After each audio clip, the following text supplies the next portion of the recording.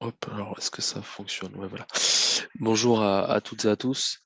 Euh, donc, merci d'être présent pour ce webinaire autour des contrats de chauffage, qui seront animés par moi-même, Mathias Sanchez et Cyril Pigot de l'Agence parisienne du climat, ainsi que Frédéric Tridon, responsable technique et commercial chez Fulgoni. Donc, dans un premier temps, je vais vous présenter l'association, donc l'Agence parisienne du climat, et ensuite je laisserai la parole à Monsieur Tridon pour nous parler des contrats de chauffage. On terminera par une partie de questions-réponses. Tout au long du webinaire, normalement vos caméras et vos micros sont désactivés et vous pouvez poser des questions dans l'onglet questions-réponses ou bien sur le chat. Voilà. Donc, je ne sais pas si vous m'entendez correctement, je pense que oui. Donc l'Agence parisienne du climat, elle a été créée à l'initiative de la ville de Paris il y a maintenant 11 ans de cela, afin d'accompagner sur la bonne mise en œuvre du plan climat de la ville de Paris, au niveau de la lutte contre le changement climatique. Euh, Son objectif est donc la neutralité carbone à l'horizon 2050. Et au sein de l'APC, donc de l'Agence parisienne du climat, on aborde de nombreuses thématiques, comme notamment là aujourd'hui l'énergie, les déchets, le bâtiment, les transports. Euh, et par rapport à ça, on apporte des solutions concrètes, notamment avec l'outil Coach CoPro qu'on a mis en place qui nous sert à accompagner la rénovation énergétique auprès des copropriétaires. Donc pour cela, il suffit de vous inscrire sur cette plateforme et vous êtes ensuite accompagné par des référents de chaque arrondissement. Et donc cet accompagnement, il va se faire à travers différents publics qu'on va pouvoir accompagner, des particuliers, mais également des professionnels du bâtiment, mais aussi de l'immobilier, des décideurs locaux et internationaux. Euh, et donc, comme je disais, cette activité, elle est territorialisée, donc vous aurez des référents pour chaque arrondissement au niveau de la ville de Paris. Donc, voilà une petite introduction sur l'agence parisienne du climat. Euh, je vais laisser maintenant la place à Monsieur Tridon. Alors, je pense que si je fais comme ça, vous pouvez partager hop, votre PowerPoint.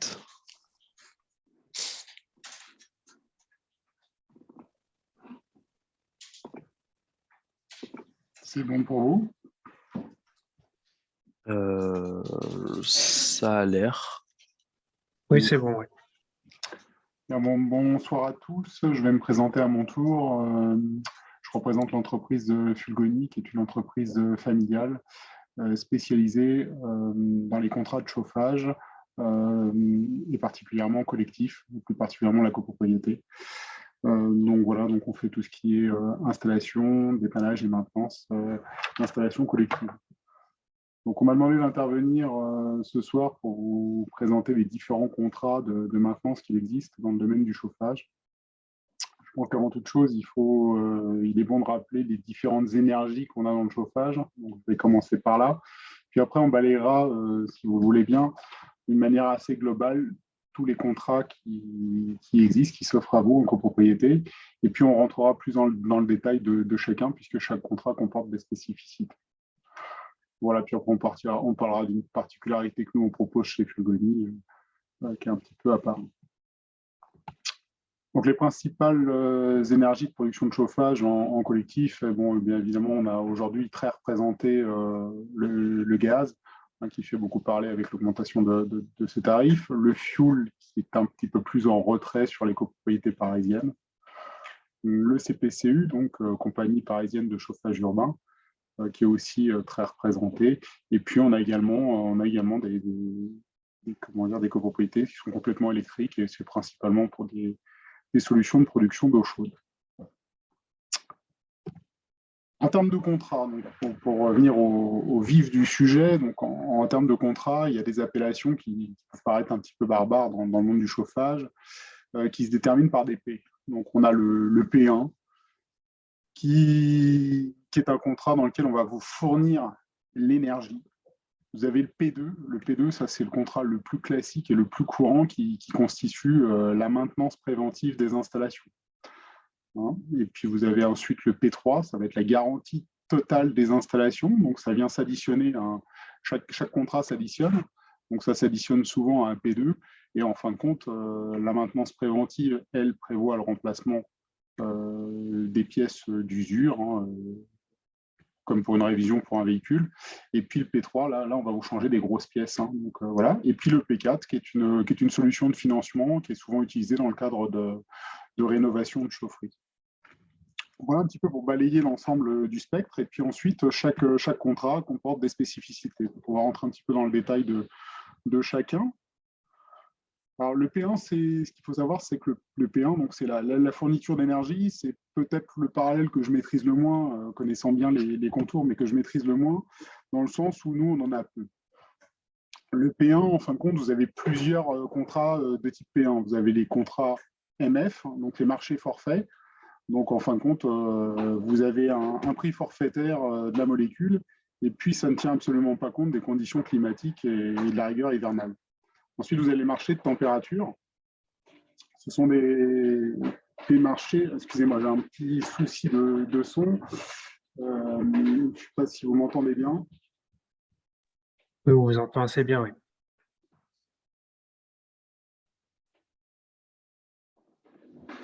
Excusez-moi, j'ai une imprimante qui... Je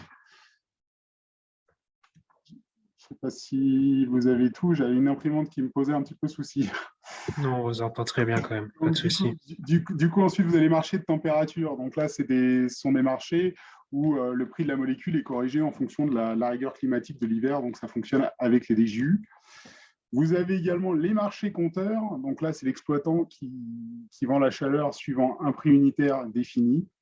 Et puis ensuite, vous avez les marchés combustibles où l'exploitant gère le combustible, le fournit et le refacture au client.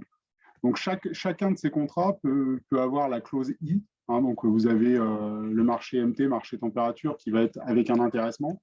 Donc, ensuite, c'est la possibilité, parce qu'on va se baser sur des consommations théoriques, et puis la possibilité ensuite de répartir le bénéfice avec une quote-part de répartition en fonction des différentes parties. Donc, ça, c'est pour la partie P1. Je vous dis, c'est une partie que je maîtrise un peu moins, parce que ce n'est pas quelque chose que je fais couramment. C'est souvent des structures un peu plus grosses que les nôtres qui proposent ce type de contrat en copropriété. Alors, le P2, ça, c'est le contrat d'exploitation. Ça, vous l'avez sur toutes les copropriétés. C'est quelque chose vous avez toujours un P2. Après, vous pouvez avoir un P1, P2. Vous pouvez avoir un P1, P2, P3. Ou un P1, P2, P3, P4. Éventuellement aussi, ça existe aussi. Donc là, c'est une prestation qui consiste à assurer la maintenance des installations de chauffage. Ça a pour but d'optimiser forcément leur fonctionnement, de faire des économies. Et puis c'est l'exploitant qui se charge de démarrer vos installations, de les arrêter, de les régler, de vous faire toutes les visites réglementaires qui s'imposent, les ramonages, les suivis de traitement d'eau et autres. Donc tout ça, c'est contenu dans le P2. Donc quand vous avez un P2, ensuite, tous les travaux qui peuvent arriver à faire, les pièces qui peuvent lâcher ou autres, vous sont facturés au titre du P5 ou P6, ça dépend des exploitants, chacun y va de son nom, mais le plus couramment, c'est effectivement du P5. Donc ça, c'est facturé quand vous n'avez pas de terme P3. J'espère que je ne vais pas trop vite pour tout le monde. C'est pas évident, je ne suis pas très rompu à cet exercice de style, donc j'essaye de vous expliquer au mieux. Le P3, donc ça, c'est la garantie totale. Donc là, c'est une prestation qui comprend le remplacement du matériel qui pourrait venir à être défaillant à l'identique de ce que vous avez. Donc ça, c'est des contrats de durée. Ça se fait sur 5, 8, 10, parfois plus de 10 ans, mais c'est quand même relativement rare. Généralement, c'est des contrats qui sont sur 8 ou 10 ans. Le calcul de ces contrats-là, il s'opère en fonction de l'état du matériel. Ça veut dire qu'on fait une photo à l'instant T du matériel qui est en place. On se base sur des tableaux de durée de vie théorique des appareils. Et puis, on se dit à quelle période on va remplacer, que sais-je, un groupe de pompes, un brûleur, une chaudière, différents éléments, et à quel prix on va le remplacer. Et on l'intègre et ça fait l'objet d'une annuité. Et donc, vis-à-vis de la copro, c'est assez transparent puisque vous payez finalement tout le temps la même annuité. Et puis, vous avez les P3 dits transparents. Aujourd'hui, c'est comme ça qu'on travaille. Au terme du P3, on fait une balance des dépenses qui ont été faites par l'exploitant. Et puis, en fonction du reste, soit il est réinvesti, soit sinon il est restitué. Hein, voilà comment ça se passe. Et puis après, vous avez des variantes. Alors, il y a là, c'est pareil, chacun y va de sa sauce. Vous avez les P3R, P3S, P3', P3GR. C'est en fin de compte, c'est un P3 où là, on ne va pas remplacer à l'identique, mais on va améliorer à chaque fois qu'on va remplacer. Donc, c'est encore un autre système qui existe. Puis ensuite, vous avez la clause P4. Bon, là, c'est le financement des installations. Donc, tout simplement, on prévoit la rénovation des installations. Et puis, le financement va être porté par l'exploitant. Donc, c'est des contrats souvent qui se font pareil sur 8 ou 10 ans. Et du coup, on va rénover tout de suite la chaufferie et puis on va vous faire une annuité P4. Donc, évidemment, les chauffagistes ne sont pas les banquiers. Donc, on a des taux qui sont un peu plus élevés que pourrait proposer une banque. Par contre, c'est assez confortable. Ça évite à chaque copropriétaire de souscrire un prêt. Voilà pour la partie P4. Je ne sais pas si je suis passé un peu vite, je ne sais pas comment ça vous ressentez les choses. Je crois que c'est assez clair. Et puis, je rappelle que si les spectateurs ont des questions, je les invite à les inscrire dans l'onglet questions-réponses. Peut-être qu'on y reviendra à la suite de votre présentation. D'accord. Donc, du coup, tous les contrats se combinent entre eux. Hein. Voilà, vous pouvez très bien avoir on part sur une base de P2, qui est une base d'entretien. On peut y ajouter une clause P3, une clause éventuellement P3R pour dire je remplace du matériel, mais je l'améliore. Et puis, éventuellement, on peut aussi rajouter une clause P4 en disant ce que je remplace, je le finance également. Donc, il y a plein de formules, après plein de combinaisons qui sont possibles et mixables entre elles. Et puis, vous avez plus dernièrement arrivé sur le marché, pareil, c'est quelque chose qu'on voit encore peu, c'est le contrat de performance énergétique. Ça s'associe souvent avec des travaux assez globaux en termes de bâti. Donc, souvent, on cumule ça à de l'isolation par l'extérieur, de l'isolation de toiture, des choses comme ça. Et puis là, l'exploitant s'engage à une performance énergétique du bâtiment sur une durée. Donc ça, c'est quelque chose qui commence à se faire dans le neuf, dans l'existant un petit peu moins, mais bon, ça existe, hein, ça se fait. Voilà. Particularité chez Fulgoni, nous on a proposé une variante à tout ça, puisque aujourd'hui les contrats de type P2, dont je parlais tout à l'heure, qui font de l'entretien, en fin de compte, souvent vous définissez avec l'exploitant un nombre de visites qu'il faut faire. Alors de façon très classique dans le métier, vous avez une chaufferie avec la production d'eau chaude, donc il fonctionne 12 mois de l'année. Du coup, l'exploitant a tendance à vous proposer de faire 12 visites, une visite mensuelle. Et puis, au même titre, quand vous avez uniquement que du chauffage, il va vous proposer de vous faire 6 ou 8 visites, une pendant chaque mois de la période de chauffe, plus l'allumage, plus l'extinction. Donc, ça varie entre 6 et 8 visites. Donc, ça, c'est classiquement, c'est comme ça que ça procède aujourd'hui en copropriété. Dans les visites, vous avez bien évidemment tout ce qui va toucher le contractuel, qu'on est obligé de faire physiquement sur site, à savoir les ramonages, les contrôles de traitement d'eau, les contrôles de disconnecteurs, enfin tous les organes de la chaufferie qui nécessitent vraiment une action physique. Et puis vous avez des contrôles qui s'opèrent, qui sont uniquement liés à vérifier que vos températures départ, retour sont bonnes, notamment pour l'eau chaude sanitaire. Il y a une réglementation. Il faut qu'on vérifie que tout ça ce soit bon. Idem pour le chauffage. On vérifie également vos paramètres de régulation. c'est autant de choses qui peuvent être faites, non pas sur site, mais à distance, hein, puisqu'on peut très bien vérifier les températures départ et retour à distance. Donc, Fulgoni, la particularité, on vous propose de connecter les installations de chauffage. Et dans ces cas-là, on parle d'une surveillance permanente de la chaufferie. Hein, c'est plus un nombre de visites sur site. Alors, bien sûr, les visites qui ne peuvent pas être dématérialisées sont quand même réellement faites. Du coup, et on installe un appareillage qui nous permet d'avoir une connectivité sur la chaufferie. Donc, du coup, ça nous permet d'abaisser un contrat qui serait, par exemple, en 12 visites, de l'abaisser à 8 visites, par exemple, et puis un contrat qui aura 8 visites, de l'abaisser, par exemple, à 4 ou 5. Et du coup, ça permet de baisser le montant du contrat P2. Bon, voilà, c'est une petite alternative qu'on propose, donc je vous la présente. Enfin, quand on met un régulateur communicant dans la chaufferie avec des sondes, on a des sondes de départ, des sondes de retour, et puis on va transformer une chaufferie qu'on voit sur un site avec une image virtuelle, et on a les températures départ, température retour. Les anomalies nous sont stipulées, et on fait un suivi permanent, et dès qu'il y a une alerte, on en est averti, et donc ça permet de déclencher une intervention sur site. Voilà un petit peu, donc ça permet des actions de relève, ça permet de suivre également vos compteurs de gaz, vos compteurs d'appoint d'eau, ça permet de pas mal de choses, et puis ça permet aussi de l'action à distance, donc c'est un peu plus de confort. Donc ça permet d'avoir un contrat qui est un petit peu moins onéreux, sans que ça se fasse au détriment du confort. Voilà, donc c'est une spécificité de chez nous. Comme le contrat, on y met ce qu'on veut. Nous, on appelle ça le P2 connecté, donc P2 Connect. Voilà, donc je voulais vous le présenter. Voilà un petit peu pour le balayage de tous les contrats de chauffage qui s'offrent à vous. Alors, une question un petit peu logistique. Est-ce qu'on pourra transmettre cette présentation à l'ensemble des participants? Bien sûr, ouais, tout à fait. Je vous l'ai fait parvenir en PDF. Très bien.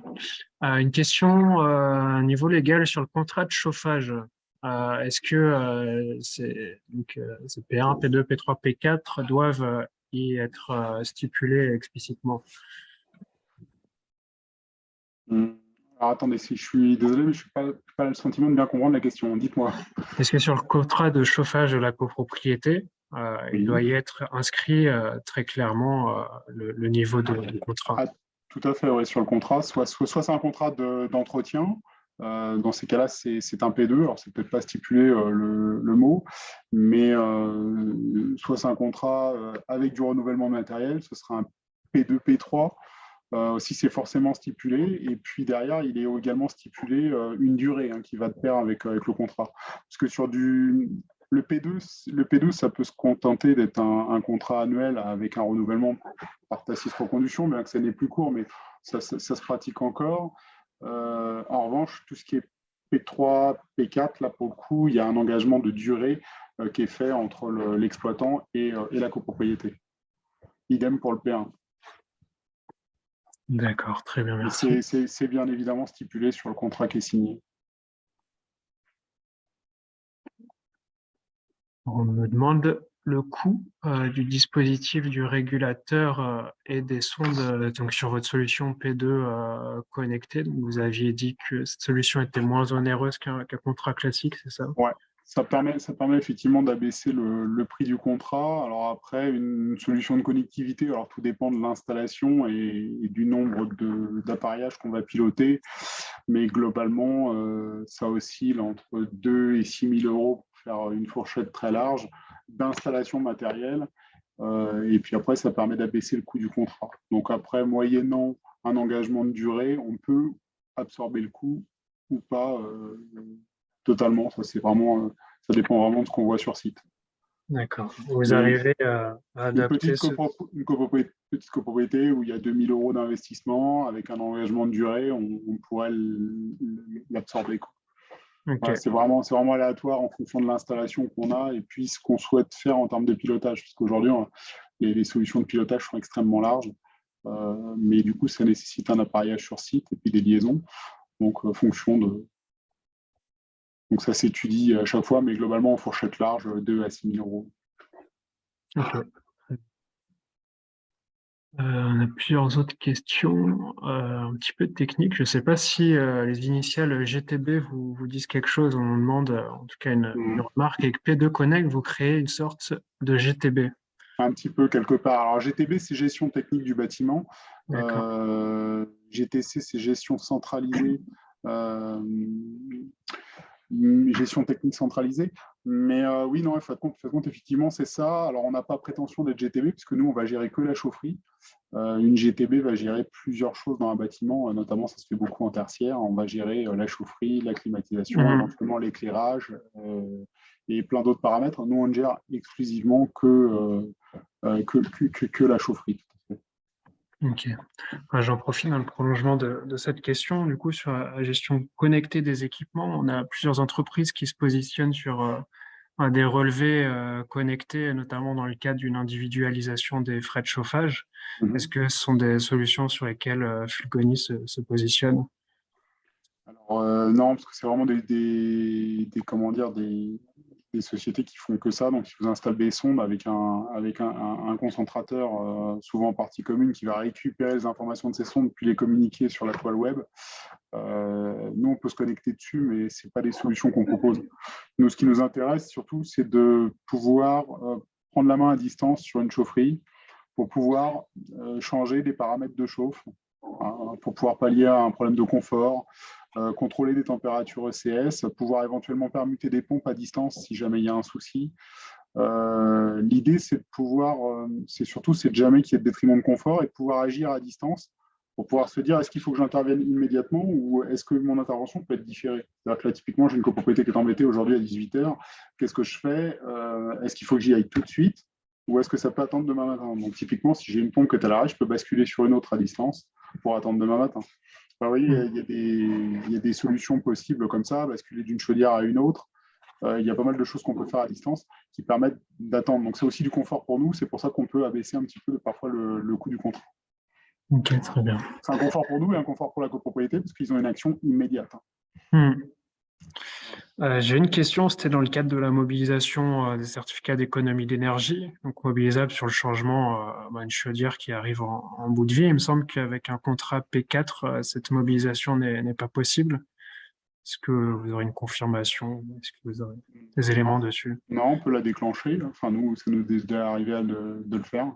D'accord. Après, la problématique, c'est la date de signature du contrat de travaux. Normalement, l'articulation C2E, c'est une articulation incitative aux travaux. C'est-à-dire il faut soumettre une envie de travaux à un organisme de C2E pour qu'il vous valorise le montant et ensuite finaliser les choses. Après, la problématique, c'est effectivement si ça n'a pas été fait au démarrage, qu'il n'y a pas eu une démarche de fait et qu'on intervient 5-6 ans après, effectivement, là, c'est plus possible. Ouais.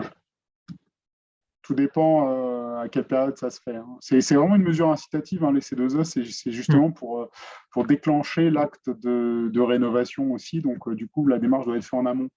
Donc, après, on peut très bien dire on souscrit un contrat P4 dès aujourd'hui avec une rénovation, mettons, prévue en septembre de cette année. Valoriser les C2E, alors le montant, il variera peut-être d'ici septembre, forcément, puisque c'est un marché boursier. Mais du coup, la démarche aura été faite. Du coup, on pourra en bénéficier. Mais il faut que ça se fasse peu de temps après la signature du contrat, sinon, effectivement, c'est très compliqué. Ok. Oh, on a une autre question au niveau des contrats. S'il est possible d'avoir un contrat avec le réseau de chaleur urbain, comme avec le CPCU. Oui, bah après, vous avez comment dire, vous avez CPCU qui a certains contrats en direct, mais sinon, effectivement, vous avez des organismes, enfin, des sociétés labellisées CPCU, nous, on en fait partie, qui peuvent vous prendre un contrat, il n'y a pas de souci. Après, il y a les entreprises qui font du P1 sur du CPCU, là, par contre, c'est pas notre cas, mais ça se peut aussi. Pas si j'ai vraiment répondu à la question. Mais... D'accord, merci.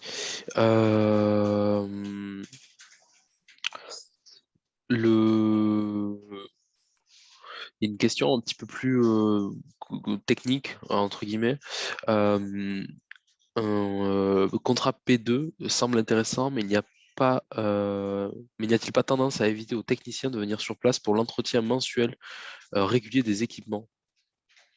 Sur un P2 Connect, je pense que c'est... Ouais, sur le P2 Connect, oui, tout à fait. Bah, le P2 Connect, en fin de compte, c'est juste le fait, c'est que vous avez des visites que vous ne pouvez pas faire sauter, en fin de compte, dans le cadre d'un contrat P2, hein, c'est ce qu'on disait, hein, le ramonage, c'est une action physique, ça doit être fait sur site. Un contrôle des disconnecteurs, c'est une opération qui doit être faite sur site aussi. Donc tout ça, c'est des opérations qui nécessitent de venir. Donc de toute façon, on vient. Après, on s'engage quand même, nous, sur quelqu'un qui prend un P2 de type Connect.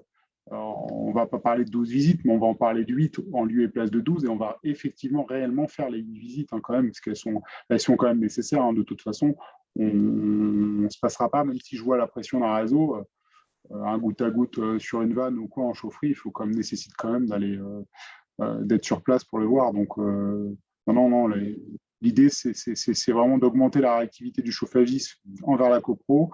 Et puis pour nous, de ne pas non plus se déplacer trop vite et dans la précipitation pour rien, quoi. C'est aussi ça. Enfin, c'est vraiment un contrat qui a un intérêt double, hein, selon moi.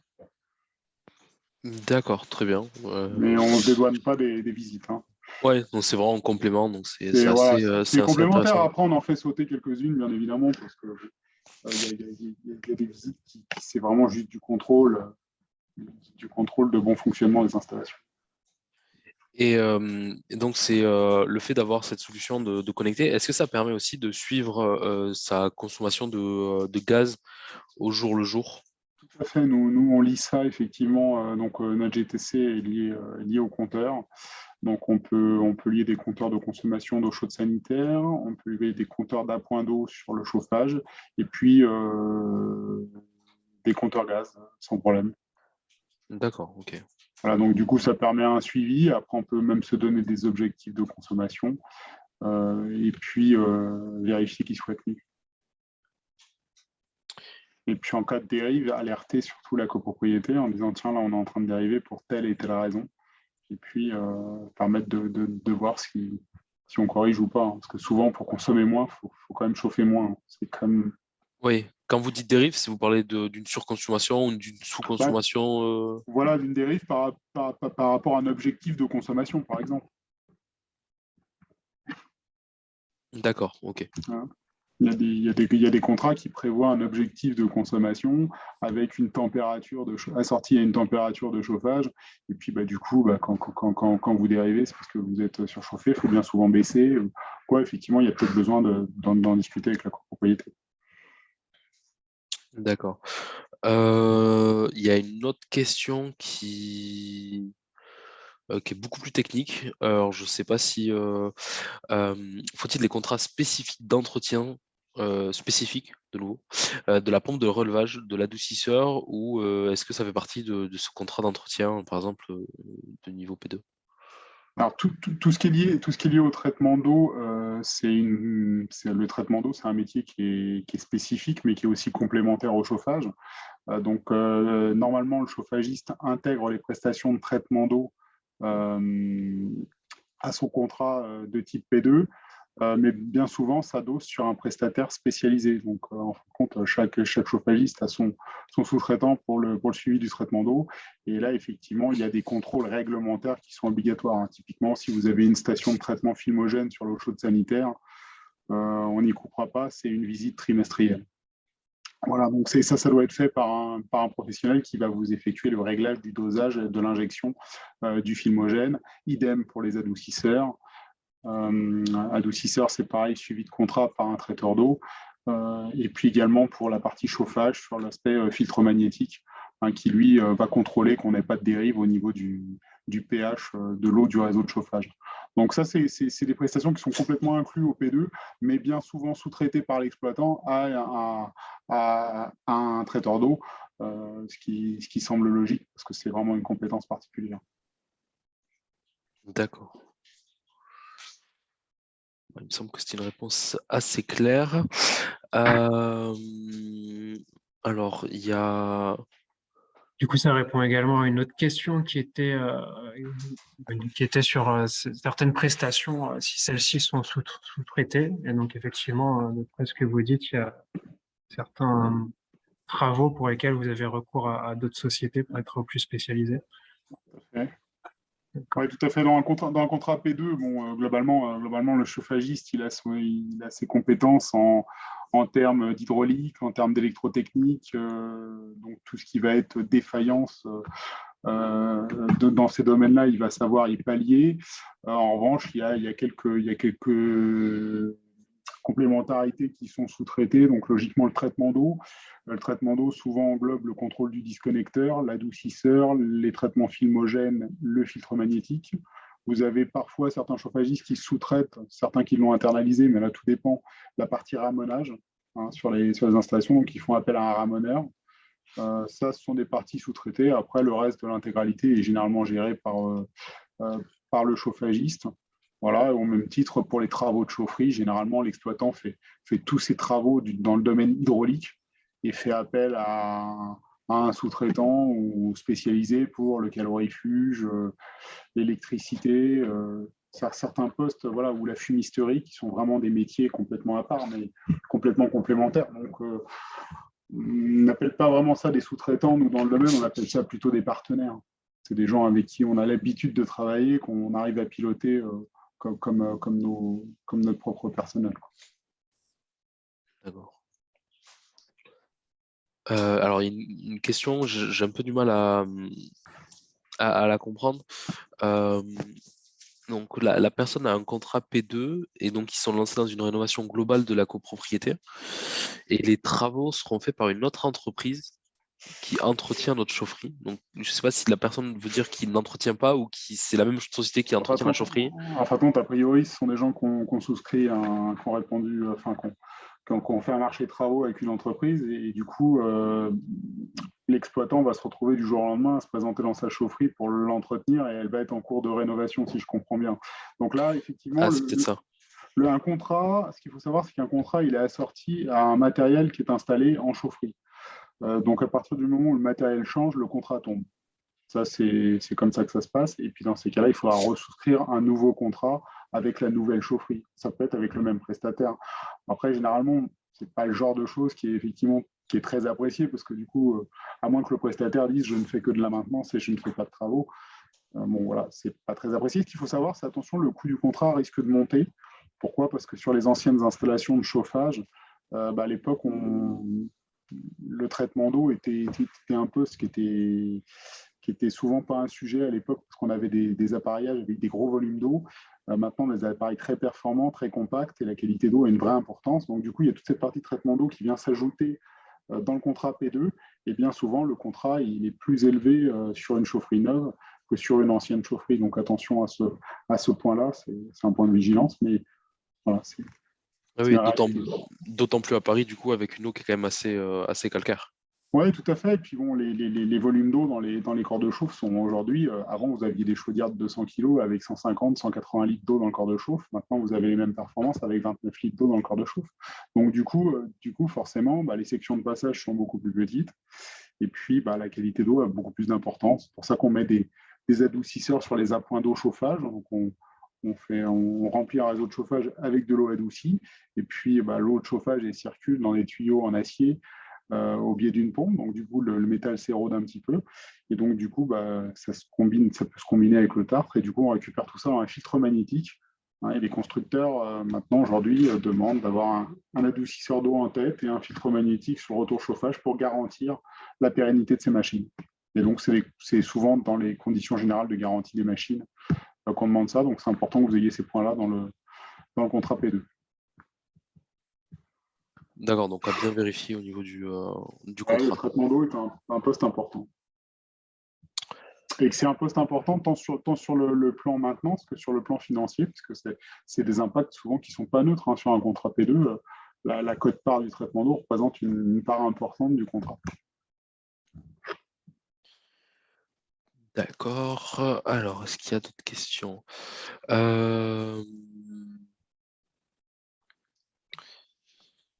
Une question un petit peu plus concrète. Si la pompe est en panne et qu'il y a une inondation ou une coupure du chauffage, quelle va être l'alerte possible? C'est peut-être un peu plus Alors concret au niveau après, je du... pense qu'on fait allusion à des pompes de relevage qui sont dans les chaufferies. souvent, pour éviter qu'elles disjonctent, elles sont reliées électriquement à l'entrée de la chaufferie et non pas dans la chaufferie pour éviter qu'il y ait une disjonction électrique qui vienne empêcher son fonctionnement. Donc voilà, mais après, dans le cadre de disjonction électrique et qui aura indépendamment, j'ai l'impression que c'est un peu une question sur la responsabilité de qui. C'est toujours très délicat, ce genre de questions, mais bon. Oui, si l'installation, quand vous avez repris une installation qui est existante et qui ne répond pas aux normes actuelles, c'est vrai que c'est toujours compliqué, mais ça reste une responsabilité de la copropriété dans ces cas-là. D'accord.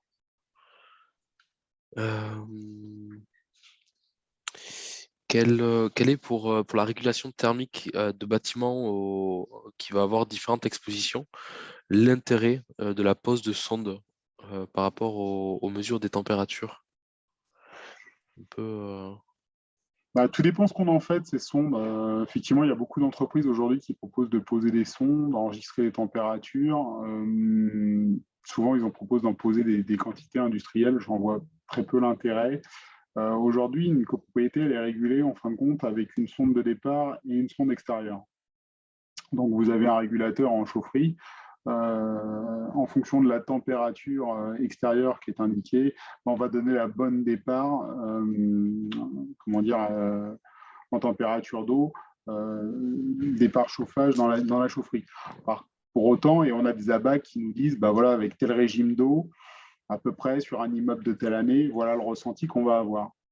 C'est comme ça que ça fonctionne. Hein. On est assez incapable de vous dire vous aurez 20 dans le logement. On va vous faire une loi d'eau qui va vous donner à peu près un ressenti à 20. Ça, c'est un point important. Donc là où ça peut être intéressant, parce que du coup, ces régulateurs ne tiennent pas compte de l'inertie des bâtiments.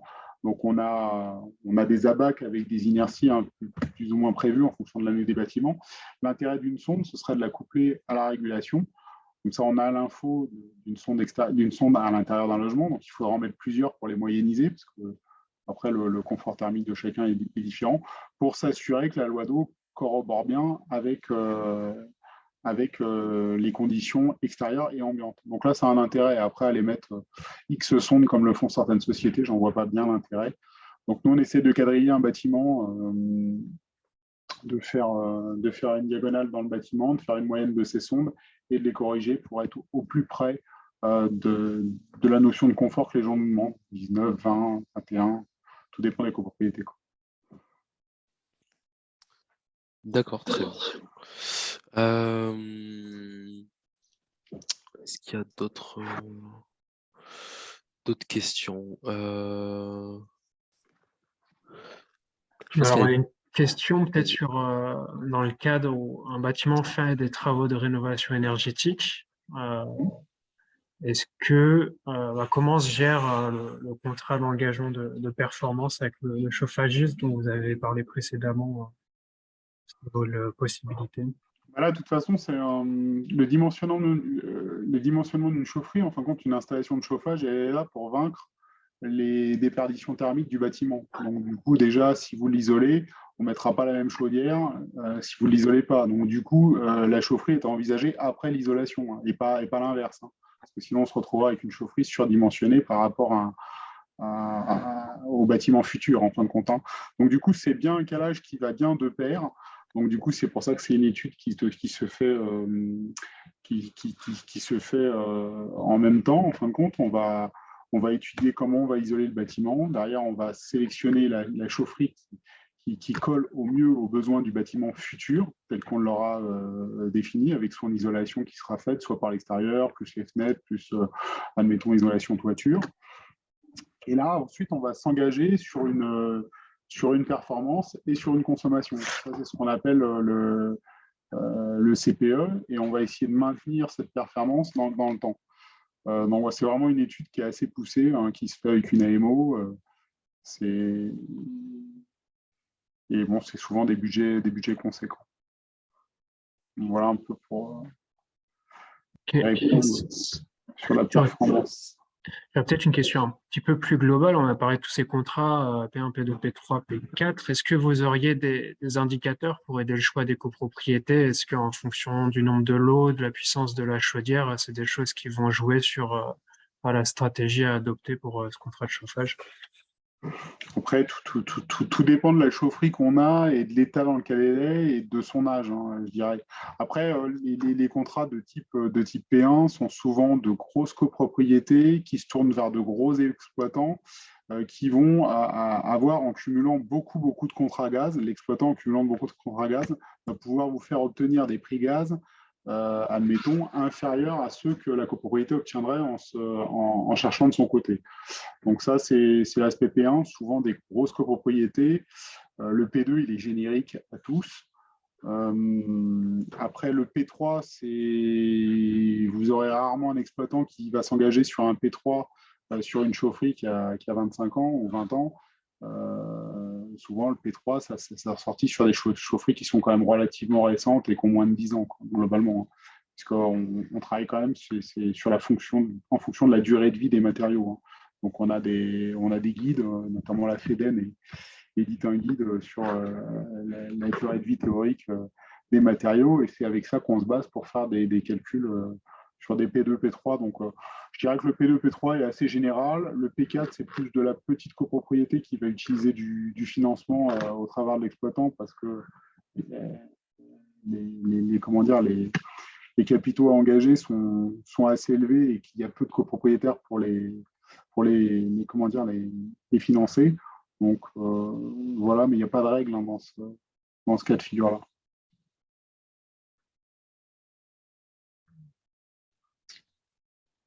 Okay. On a une autre question. Quels sont vos interlocuteurs au sein de la copropriété en règle générale? Est-ce que vous avez plus des membres du conseil syndical ou des gestionnaires? Alors ça évolue beaucoup tout ça. Avant, historiquement, on avait que le syndic qui était notre interlocuteur, qui agissait pour ordre et compte de la copropriété. Maintenant, on a des conseils syndicaux aussi qui sont nos interlocuteurs. Voilà. Après c'est vrai que nous, plus on limite le nombre d'interlocuteurs sur une copropriété, plus on est efficace et moins on est aussi débordé parce qu'en termes d'exploitants, on a des masses d'appels qui sont importantes. C'est vrai que si ça peut être centralisé, c'est beaucoup mieux. Mais on a des copros où il y a 4, 5 membres du CS et on peut les avoir les uns après les autres. Pas toujours simple parce que du coup, ils ne communiquent pas toujours entre eux et du coup, il faut répéter l'information à différentes personnes. Du coup, ce n'est pas toujours simple. Je vous dirais que le cas de figure dans le schéma dans lequel on était avant, où le syndic centralisait tout, était un schéma qui fonctionnait bien et qui permettait aux exploitants de ne pas être non plus submergés par les demandes. On l'abandonne un peu, mais quand ça se limite au syndic et quelques membres du conseil, ça va. Mais quand ça déborde, après, ça devient compliqué pour nous à gérer parce que nos standards ne sont pas dimensionnés pour. On n'arrive plus à répondre au flot de mails qui arrive, qui est énorme.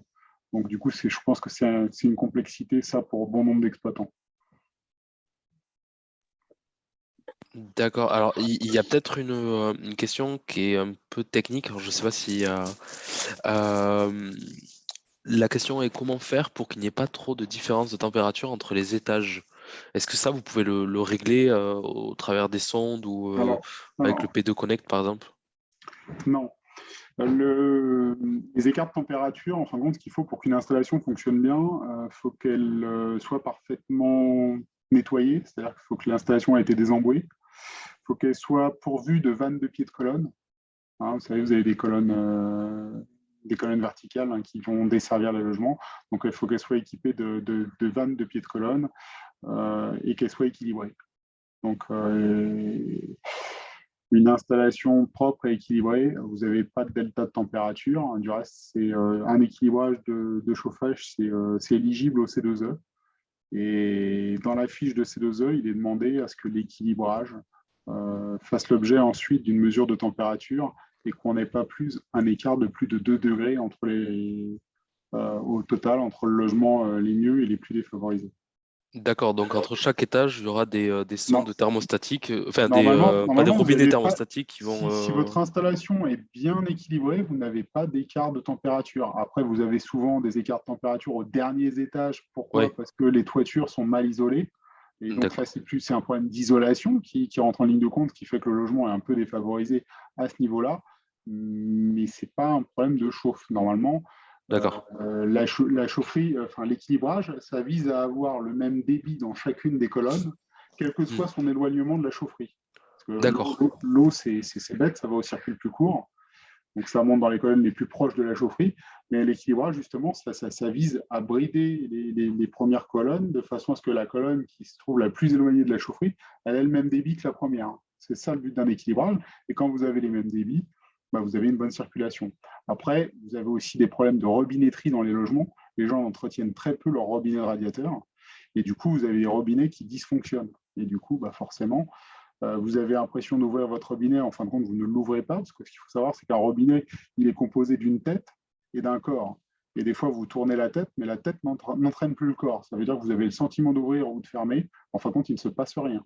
Donc, Oui. du coup forcément, il n'y a pas le confort thermique voulu. Mais parfois, l'installation peut être bien équilibrée avec un organe défaillant. Donc, du coup, c'est vraiment un tout. Une installation bien équilibrée, équipée d'organes qui fonctionnent bien, ça, vous ne devez pas avoir d'écart de température et beaucoup, la sonde n'apporte pas grand-chose dans ces cas-là. D'accord. Et donc, est-ce que cet entretien par rapport au désembouage et à cet équilibrage, est-ce que c'est inclus dans le contrat type 2? Du tout, du tout, du tout. Non.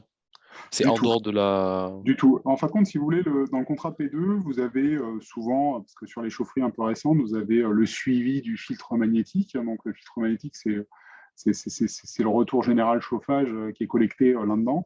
Donc, on fait un suivi du traitement d'eau. Et si on analyse, on fait un prélèvement d'eau, c'est envoyé en laboratoire, on a une analyse d'eau qui en découle avec le taux de fer, le pH de l'eau, enfin différents paramètres. Hein. C'est comme une prise de son qu'on irait faire. On a tous les paramètres de ce qui se passe dans le réseau. Et fonction de ça, on va analyser une dérive. Donc, ça peut être une dérive d'embouage ou une dérive de corrosion. Et fonction de ça, bah, c'est en fonction de ces résultats-là qu'on vous préconise ou pas de désembouer l'installation de chauffage. Et les premiers signes de l'embouage, souvent, c'est de la mauvaise circulation dans les radiateurs. D'accord. Mais ce n'est pas inclus dans le P2. Le suivi du réseau est inclus. Par contre, le désembouage, c'est une action curative. Hein. On ne fait que du préventif dans le contrat de maintenance. Donc ça, c'est une opération préventive de suivi. Par contre, si on analyse une dérive, là, vous aurez un devis de désembouage qui vous sera proposé. C'est ce qu'on parlait des fameux travaux en régie dits P5 ou P6 pour certains exploitants. Et donc ça peut tout... Enfin, vous pouvez le faire avec... Tout à fait, ouais. C'est en dehors du contrat, mais c'est quand même chose que vous faites Tout à quand fait. même... Bah, tous les D'accord. chauffagistes le proposent, effectivement, ça. Mais bon, voilà, après, faut analyser. On ne va pas désembouer pour désembouer. Est-ce que ça en a réellement besoin, hein, parce que, du coup, l'embouage, c'est très aléatoire. Hein. Vous avez des installations récentes qui sont très embouées parce qu'on a d'usage de certains matériaux, type le PER. Et puis, vous avez des installations qui ont 20 ans qui ne sont pas du tout embouées. Donc, c'est vraiment, faut vraiment discerner, est-ce qu'on a de l'embouage? Oui. Et comment on le traite. Et du coup, pour que le produit des embouts fonctionne, il faut qu'il circule dans l'ensemble de l'installation. Et pour circuler dans l'ensemble de l'installation, il faut que tous les organes, les vannes, les robinets soient fonctionnels et ouverts. D'accord. À quelle fréquence à peu près ce désembouage Il n'y a pas de ça fréquence dépend type. Hein, du coup c'est par rapport vraiment à en ce que vous venez fonction. de dire. C'est vraiment en fonction des analyses d'eau qu'on va faire et ce qu'on va D'accord, on trouver. peut le voir à travers d'analyses d'eau. Tout à fait. Ouais. D'accord. Et le PER, c'est un plastique, C'est je les suppose? matériaux plastiques que vous avez qui sont très utilisés dans les logements neufs pour une question de mise en œuvre hein, D'accord. qui est peu coûteuse et rapide. Qu'on a peu dans l'immeuble parisien classique. Ouais. Haussmannien, on l'a peu, mais maintenant dans les nouveaux immeubles, on l'a. Et on se retrouve avec des installations qui s'emboutent très vite. D'accord. Je ne sais pas si tu vois d'autres questions, Cyril. Écoute, non, je pense qu'on a répondu à la majorité des questions. Peut-être qu'on n'en a pas répondu certaines parce qu'elles nous apparaissaient pas vraiment à propos. Je pense à des questions sur le bouclier tarifaire ou à la fourniture d'énergie. Donc ça, peut-être qu'on en reviendra lors d'un prochain webinaire en début d'année prochaine. Alors, on verra, ce sera d'actualité. Donc, pourquoi pas. Ouais, effectivement, là, un webinaire avec le GRDF peut-être s'impose. Mais en tout cas, dans ces cas-là, vous pouvez toujours vous inscrire sur Coach CoPro et poser vos questions au référent de l'arrondissement euh, qui, euh, qui prendra plaisir à vous répondre. Sûrement après les fêtes de fin d'année. Mais... Donc voilà, je sais pas, je pense qu'on est bon. En tout cas, merci beaucoup pour ce webinaire, pour cette intervention.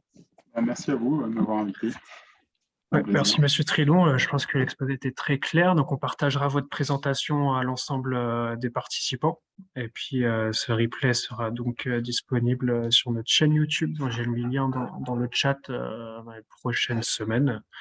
Puis, on vous invite à regarder notre agenda pour voir nos prochains événements, visite de site, événements en mairie d'arrondissement, voilà, différents types d'événements.